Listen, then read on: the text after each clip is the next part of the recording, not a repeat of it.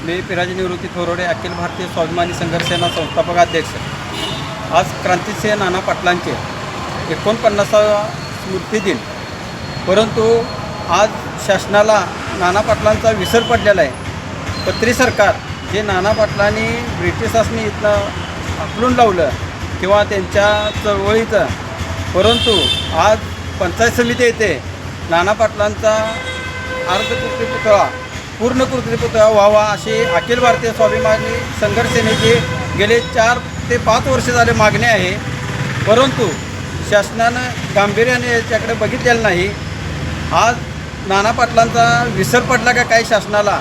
आज भाजप सरकार 2 वेळा आलं, एक शिंदे सरकार होते, नंतर फडणवीस सरकार आलं, परंतु नाना पाटलांचा पुतळा हा पूर्णकृती पंचायत समिती वाळवा पंचायत समितीच्या समोर व्हावा अशी मागणी गेले 5 वर्ष झालं अखिल भारतीय स्वाभिमानी संघर्ष सेना करते।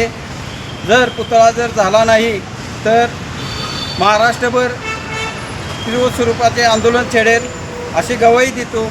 आज नाना पाटलांचं जन्मगाव बहे, गाव त्यांचं एडेमचिंद्र, वाळवा तालुक्यातच गाव आहे दोन्ही, तरीसुद्धा नाना पाटलांचा विसर पडलेला आहे या शासनाला।